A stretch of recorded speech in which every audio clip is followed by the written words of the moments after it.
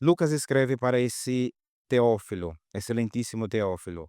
Segundo alguns, um funcionário, um grego. Lucas, então, escreve a vida de Cristo para uma pessoa, mas como nós sabemos, Teófilo, do grego, significa amigo de Deus. Então, Lucas escreve para todos nós.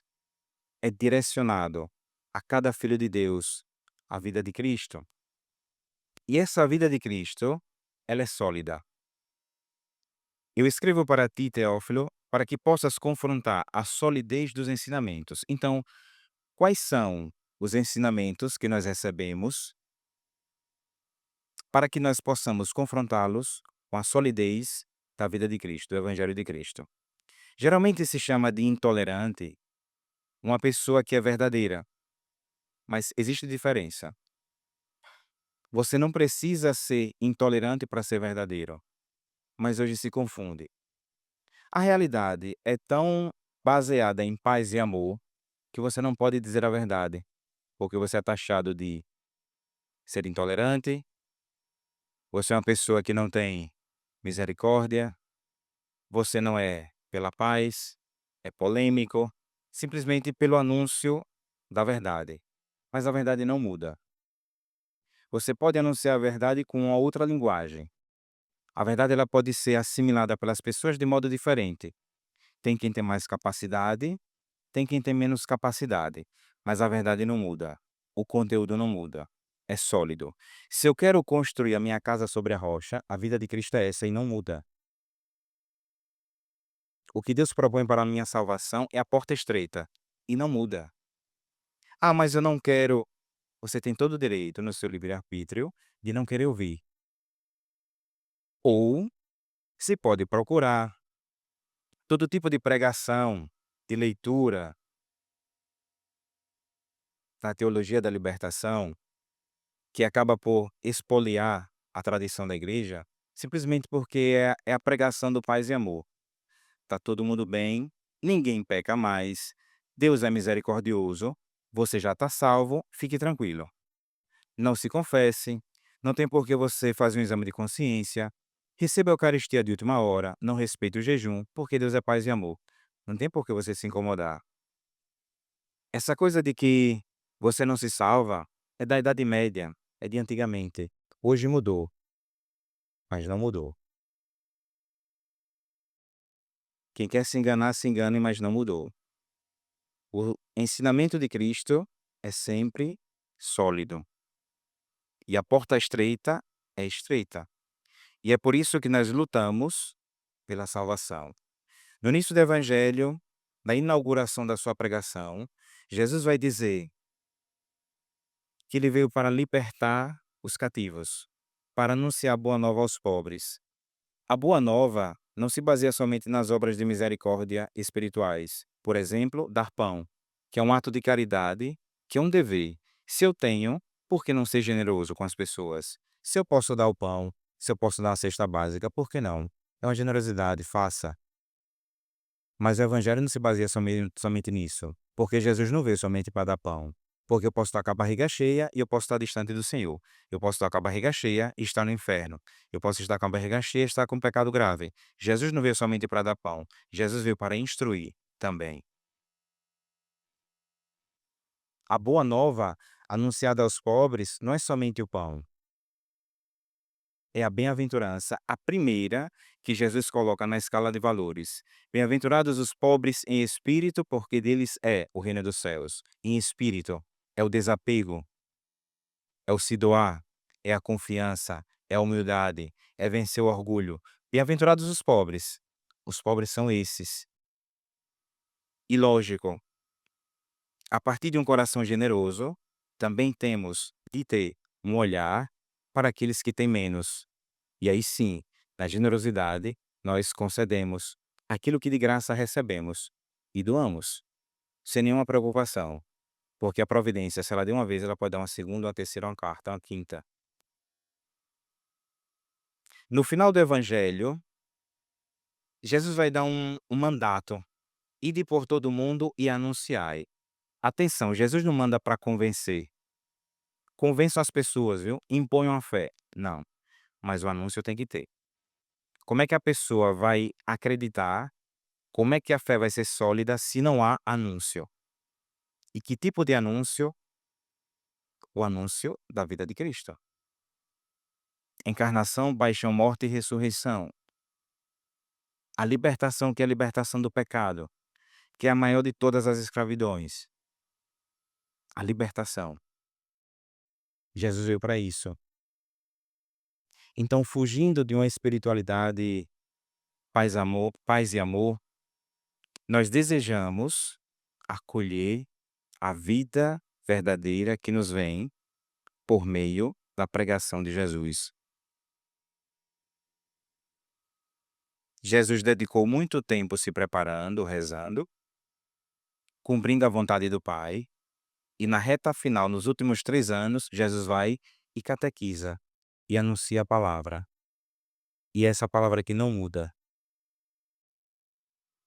É uma palavra cheia de amor e misericórdia, porque é uma palavra verdadeira. É a palavra que é luz para os nossos passos, a palavra que é luz para todas as nossas decisões. É essa palavra que não muda.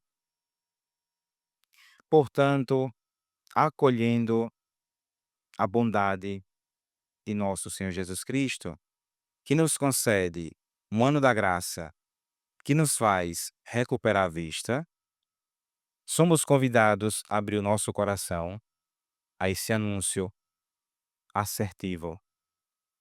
E repito, existe uma noção, uma concepção, melhor dizendo, errada, segundo a qual todo mundo tem que comungar.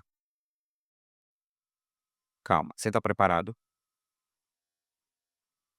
Se você não estiver, então não comungue. A concepção errada, muitas vezes, se baseia propriamente na administração dos sacramentos. Eu fico pensando, fazendo um confronto com aquilo que a gente lê do início da história da igreja primitiva, quanto tempo os padres dedicaram para formar?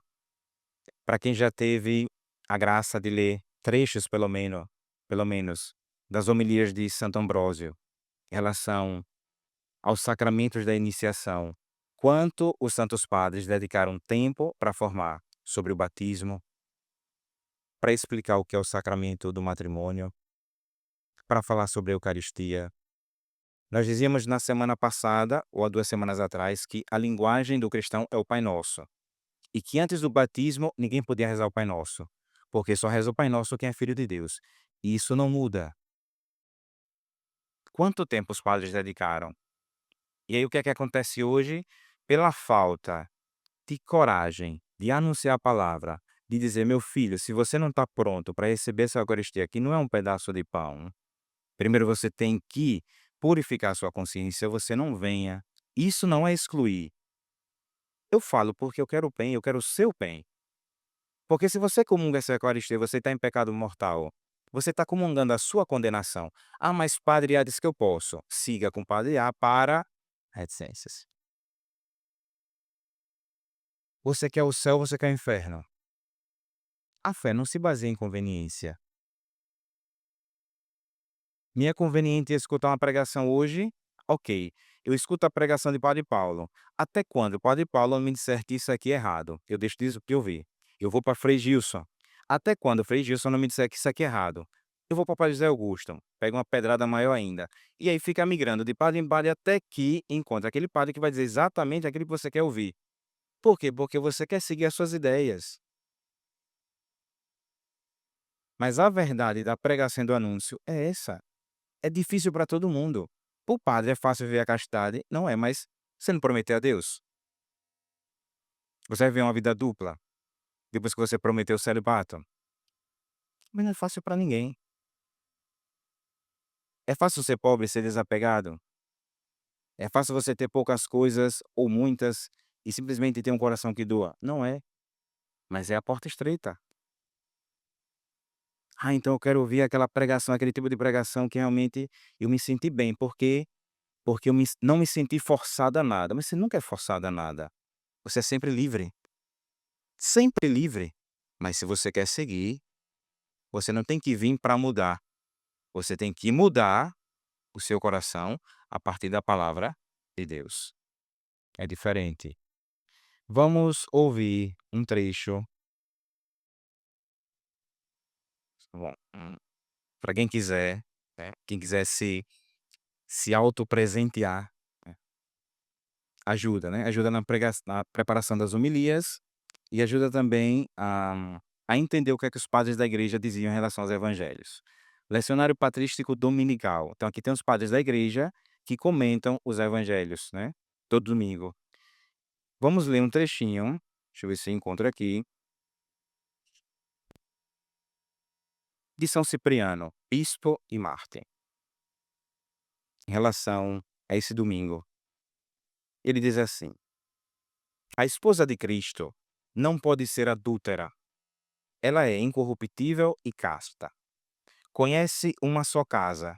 Observa, com delicado pudor, a inviolabilidade de um só leito. Ela que nos guarda para Deus e destina os filhos que tem gerado a um reino imortal, porque o reino de Jesus não é deste mundo. Não chegará a receber as promessas da igreja quem dela se aparta e se junta com uma adúltera. Não chegará a receber a recompensa de Jesus Cristo o que abandona a igreja de Jesus Cristo. É um estranho, um profano, um inimigo. Já não pode ter a Deus por pai quem não reconhece a igreja por mãe. Extra ecclesiam nulla salus. Latim. Fora da igreja não há salvação. São Cipriano, bispo e mártir. Ah, mas nós estamos em outro século, isso aqui não existe. Existe. Não muda isso. Padre, então quem não é católico já está no inferno? Não é isso que está se dizendo. Mas está se dizendo que fora da igreja não tem salvação. Deus pode salvar as pessoas de diversas maneiras. Deus tem as suas vias de misericórdia, com certeza. Mas o princípio não muda. Quem se salva sempre por meio da igreja. Porque a igreja é o corpo místico de Cristo. Fora de Cristo não há salvação. E o corpo místico de Cristo coincide com a igreja católica e com nenhuma outra. É a verdade. Se você tem a possibilidade de conhecer a verdade plena e você tem a verdade parcial, você tem um risco. Você já está em um pecado. Por ignorância, por malícia, por ideologia, por não querer. Se você está na verdade parcial e pode conhecer a verdade plena e não vai, é um pecado. Porque fora da igreja não tem salvação. Ah, essa pregação é muito dura. Dura é a paixão de Cristo, o que ele teve que sofrer por nós. Ali é duro. Dura não é a pregação. Duro não é o evangelho. Duro é o que Jesus teve que sofrer para que eu me salve. Isso é duro.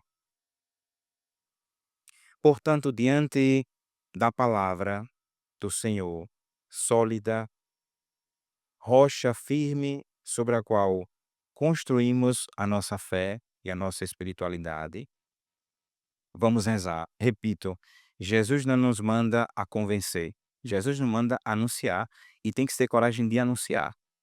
Você não pode calar sua boca. Você tem que anunciar, anuncie. Primeiro, lógico, o anúncio parte da nossa vida. É o confronto constante com o evangelho em relação à nossa vida. É o exame de consciência constante a partir do evangelho. Mas você anuncia. Você é pai, você tem medo de dizer ao seu filho como é que ele tem que viver? Então você pode colaborar para que seu filho se perca.